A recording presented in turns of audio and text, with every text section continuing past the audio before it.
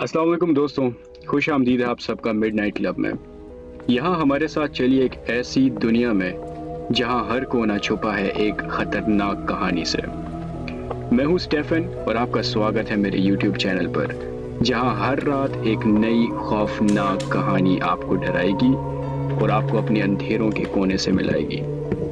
आइए शुरू करते हैं इस राज की रात में। पिछले साल 27 दिसंबर को सिंध के इंतहाई पसमानदा हिंदू ज़ात से ताल्लुक़ रखने वाली 45 साला खातून दिया बहेल की लाश संजोरों के सरसों के खेतों में दरियाफ्त हुई। सिंध के ज़िला संगर का एक छोटा सा कस्बा। इसका सर इसके जिस्म से कट गया था और गोश्त इसकी खोपड़ी से काट कर हटा दिया गया था। ये जज्बी तौर पर जल्दबाजी की गई थी और ऐसा लगता था जैसे कि अंदरूनी अज़ा को हटाने की कोशिश की गई हो। मंजर की सरासर वहशत इस तरह थी कि शुरू से ही ये वाज़ेह था कि ये कोई आम कत्ल की कहानी नहीं थी।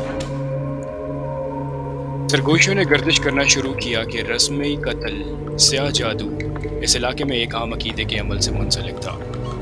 पुलिस शुरू में इसकी तस्दीक करने से गरेज़ा थी। कौमी गम व गुस्से के बाद जब तफसीलात को आम किया गया तो पुलिस ने सूबाई हुकूमत की तरफ से हौसला अफजाई की, कार्रवाई की और मकामी लोगों के DNA टेस्ट किए। इसके नतीजे में 4 अफराद को 2 जादूगरों के साथ गिरफ्तार किया गया। DIG यूनुस चाडियो, जिसकी टीम ने इस मामले को तोड़ा, ने कहा था कि जादूगरों ने अपने जादू रसूमात में दाखिली आज़ा के इस्तेमाल का एतराफ़ किया। अगरचे इस खास जुर्म की बर्बरियत के कुछ मुतवाज़ी हैं, लेकिन ये किसी भी तरह से पाकिस्तान में स्याह जादू के नाम पर पहला कत्ल नहीं हुआ है।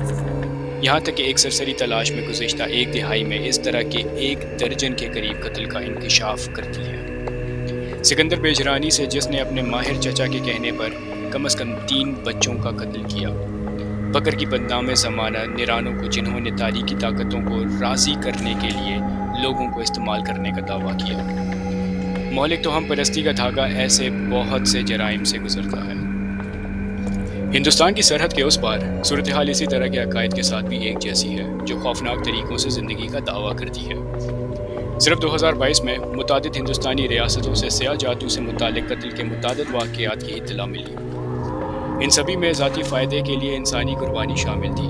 महाराष्ट्र में सूरत हाल इतनी संगीन हो गई कि रियासती हुकूमत को इंसानी कुर्बानी की रोकथाम और ख़ात्मे और दीगर गैर इंसानी मामलात के लिए 2013 में बदी और आगोरी प्रैक्टिस और ब्लैक मैजिक एक्ट तारुफ कराना पड़ा, जो ख़ास तौर पर मना करता है कुछ फजल या उज्र की जुस्तजू में गैर इंसानी हरकतों या इंसानी कुर्बानी की समाअत या हौसला अफजाई करना। इस कानून के लिए जिस शख्स ने इस कानून की तरफ धकेल दिया था, उसे खुद ही एक्ट के नफाज से कुछ देर कबल ही कत्ल किया गया था और आज तक इस कानून के तहत दर्जनों गिरफ्तारियों का इर्तिकाब किया गया है।